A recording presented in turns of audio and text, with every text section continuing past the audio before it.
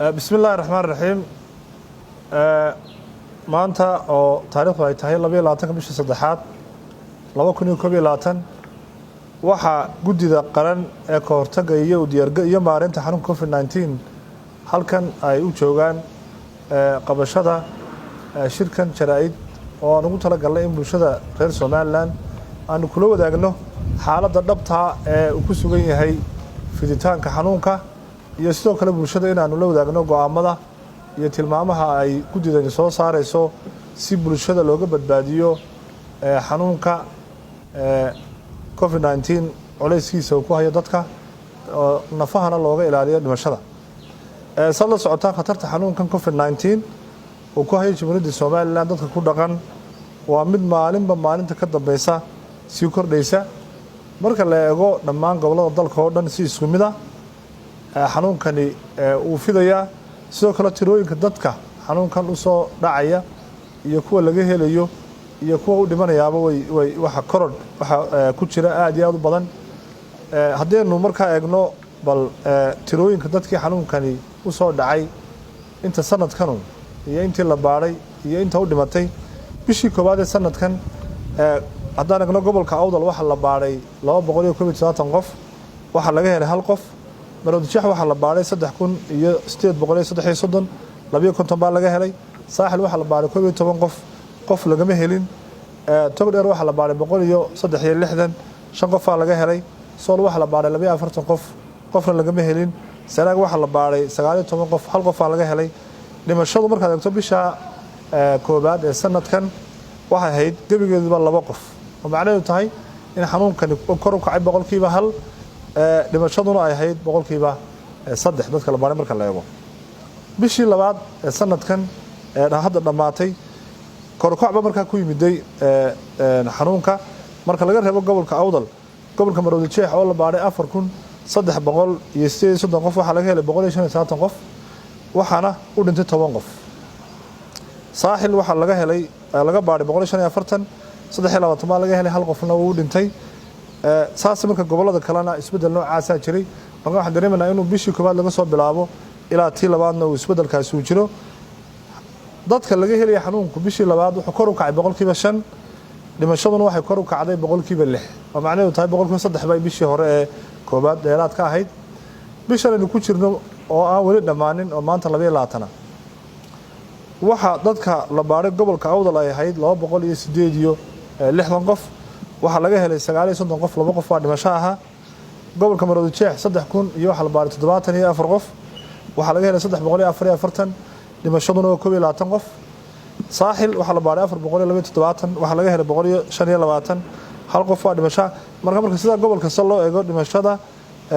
oo Togdheer oo kale waxa la baaray 385 boqoliyo hal baa laga helay 7 qof waa dhimasho aha Sool 112 qof waa la baaray 36 baa laga helay 3 waa dhimasho aha Sanaag waxa laga baaray 23 qof 14 qof laga helay hal qof baa ayaa dhimasho aha marka la isku geeyo wadarta la baaray bishan aan wali dhamaan waa 4340 qof inta laga helay waa 659 qof dhimashaduna waa 35 qof oo macnaheedu tahay xanuunka dadka u soo dhacaya ee laga helayo waxay kor u kacday boqolkiiba 15 dhimashaduna marka loo eego inta qof ku dhacay waa boqolkiiba 5 haddii marka la eego isbarbardhigga saddexdan bilood ee u dambeeyay aanu eegno wadarta marka la isku wada geeyo waxa la baaray 13720 qof dadka laga helay waa 950 qof ilaa imika inta dhimatay marka maanta laga reebo iyo shalay waa 50 qof xaddiga laga helay xanuunka boqolkiiba waa 7 qof inta u dhimatayna boqolkiiba 5 weey marka waxa arkaysan inuu isbedel weyn oo xanuunku sameeyo marka la eego dadka uu ku dhacayo iyo dadka xanuunkaasi u dhimanaya si kale hadaynu markaa u muujino ama sawir aynu ka bixino bal sanadkan 3 bilood ee imika aynu ku jirno iyo sanadkii hore 3 bilood ee aynu u dambeeyay ka bilaamayay October ilaa December sanadkii hore 3 bilood ee u dambeysay waxa la baaray 12707 qof xanuunka waxa laga helay 357 waxa u dhimatay 16 qof oo macnaheedu ahayd boqolkiiba 3 dadkii la baaray xanuunka waa laga helay boqolkiiba 4 oo dhinteen saddexdan bilood ee imiga aynu ku jirno ee wali aan dhammaan waxa la baaray 13732 qof waxa laga helay 950 oo macnaheedu tahay waxay laba jibaar ku tahay saddex jibaar tiradii markii hore laga helay waxa kale oo dhimashadu ay u booday 16 saddexdii bilood ee hore ahaa iyo 50 saddexdan bilooda dadka xanuunka laga helaya oo boqolkiiba 3 bay ahayd saddexdii bilood ee u horeysay u dambeysay sanadkii 2020 imigana waa boqolkiiba 7 qof boqolkiiba 7 ayaa xanuunkii laga helay dhimashaduna waxay u booday ilaa boqolkiiba 5 marka waxa laga arkayaa in isbedel weyn xanuunku sameeyo oo maalin aanu ku darin dadka xanuunkan u soo dhacayaana ay u badan yihiin dadkii waaweynaa dadkii la noolaa xanuunada iyo dadka kale ee maxaa iyaguna qaybaha kale bulshada inta markaan ka tagno hadaba walaal xaaladda xanuunka dalkeenu haatan marayo haddii aynaan si degdeg ah wax uga qabanin waxa iman karta inaynu galno marxalad ay taladu faraha ka baxdo taasoo halis gelin karta qof kasta oo muwaadina keeni kartana in dhaqaaqii dhaqaalaha iyo isku socodkii dadka iyo nolosha adkaato haddaba si aan arintaasi aana u dhicin guddida qaran ee ka hortagga iyo maareynta xanuunku waxay iyagoo ka duulaya khatarta uu bulshada Jamhuuriyadda Soomaaliland ku hayo nooca cusub ee xanuunka COVID-19 khatartaasi oo maalinta ka dambaysa si kordhaysa iyagoo si qoto dheer ugu kuurgalay halista ka dhalatay laba kacleynta wajiga cusub ee xanuunka iyo waxyeeladiisa dhimasho iyo bukaanba ee uu leeyahay xanuunkan uu keenayo iyo culayska uu ku hayn karo bulshada iyadoo la eegayo mudnaanta koobaadna la siinayo badqabka iyo badbaadada iyo fayadhowrka caafimaadka bulshada reer Soomaaliland iyadoo ahmiyadda koobaad la siinayo si kasta oo looga hortagi karo loona yareyn karo faafitaanka xanuunka ee bulshada dhexdiisa iyadoo aan ogsoonahay inay wali jirto khatarta uu xanuunka COVID-19 bulshada dhexdeeda ku faafi karo ummadana si weyn ugu adkaynaysa inuu qof walba muujiyo taxadir iyo mas'uuliyad dheeraad ah oo laga hortagayo faafitaanka wajigan cusub ee COVID-19 iyaga oo taxadir weyn iyo ahmiyad gaar ah siinaya guddigu si kasta oo loo yareyn karo culays iyo ciriiri ku yimaada habsami u socodka nolosha bulshada ee maalinlaha ah iyaga oo si dhaba u dareensan maskaxdan ku haya saameynta ay nolosha bulshada iyo dhaqaalaha ku yeelan karto haddii mar kale la soo rogo xayiraado dhammaystiran ama ha noqoto xag dhaqaale iyo xag dhaqdhaqaaq bulshada oo lagu xakameynayo fiditaanka wajiga cusub ee xanuunkan guddiga qaranka ee COVID-19 iyagoo ka duulaya dhammaan qodobada kor ku xusan iyo waliba qiimeyn lagu sameynayo duruufaha gaarka ah ee uu la yimid wajiga cusub ee xanuunkan coronavirus waxa la gartay in la soo rogo tilmaamo iyo go'aamo ay guddidu bariyaha ka baaraandegaysay oo nuxurkana uu yahay iyo sababtu in bulshada reer Soomaaliland qof weyn iyo qof yarba xanuunka culayskiisa laga ilaaliyo go'aamo tira ah go'aamadana waxaan u dhaafayaa wasiirka wasaaradda diinta iyo awqaafta oo inoo faahfaahiya Sheekh Xaliil kusoo dhaw bismillaahir rahmaanir rahiim alxamdulillaah wassalaatu wassalaamu calaa rasuulillaah وبعد السلام عليكم ورحمة الله وبركاته وزير أنا mahadnaqaya wasiirka wasaaradda horumarinta caafimaadka ee dalka Soomaaliland runtii waa go'aamo dhaxalgala sida darteed maanta taariikhdu tahay 22 bishii saddexaad 2021 kuna beegan 8 bishii Shacbaan 1442 guddida heer qaran ee ka hortagga iyo maareynta xanuunka COVID-19 waxay soo saareen go'aamo muhiim ah oo laga hortagayo faafitaanka wajiga cusub ee xanuunka COVID-19 isla markaana lagu sugayo badqabka iyo fayadhowrka bulshada Soomaaliland go'aamadaasi fulintoodu iyo hogaansanaantooduba waa waajib bulshada Soomaaliland waa ku waajib bulshada Soomaaliland cid kasta oo ay khuseysaba nuxurka go'aamada guddida qaran ee COVID-19 qodobka koobaad xidhashada afsaabka ama gafuur xidhka hadba sida loo yaqaano face mask luqadda ajnabiga si looga hortago faafitaanka xanuunka COVID-19 ee bulshada dhexdeeda xidhashada afsaabku cid walba waa ku waajib meel kasta iyo goob kasta oo ay bulshada ku nool yihiin dhammaan xafiisyada dawladda goobaha ganacsiga heer kasta suuqyada ganacsiga ee laga adeegto oo heer kasta leh sariibadaha goobaha lagu iibiyo caanaha hoteelada iyo makhaayadaha iskuullada dawladda ee dawliga ah iyo kuwa gaarka loo leeyahay jaamacadaha masaajidada malcaamadaha gaadiidka dadweynaha iyo kuwa gaarka loo leeyahay basaska gobollada iyo kuwa magaaladaba tagaasida dhaweeye xafiisyada shirkadaha ganacsiga baananka iyo adeegyada iyo wixii la mid ah baananka iyo adeegyada lacagta dhammaan goobaha qurxinta haweenka koofeerada meelaha lagu xinaysto iyo wixii la mid ah xidhashada afsaabku waa ku waajib cid kasta oo u hoggaansami weyda xidhashada afsaabka goobaha ay bulshadu ku kulanto waxaa loo aqoonsanayaa inuu yahay qof dhiirigelinaya faafitaanka cudurka isla markaana ay u muuqdo inuu yahay qof u cadowa bulshada Soomaaliland 2 kala fogaanshaha bulshada si looga hortago isla markaana loo yareeyo faafidda wejiga cusub ee xanuunka COVID-19 bulshada dhexdeeda dhammaan bulshada Jamhuuriyadda Soomaaliland waxaa lagu wargelinayaa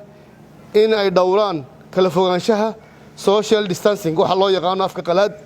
ugu yaraan 2 mitir goobaha ay bulshadu ku kulanto oo aanay tahay waajib qof walba saaran in la fuliyo oo loo hoggaansamo dhammaan xafiisyada dawladda goobaha ganacsiga heer kasta suuqyada ganacsiga ee laga adeegto heer kasta sariibadaha goobaha lagu iibiyo caanaha hoteelada makhaayadaha iskuullada dawladda iyo kuwa gaarka loo leeyahay jaamacadaha masaajidada malcaamadaha gaadiidka dadweynaha iyo kuwa gaarka basaska gobollada u kala baxa tagaasida dhaweeye xafiisyada shirkadaha ganacsiga baananka iyo adeegyada lacagta dhammaan goobaha qurxinta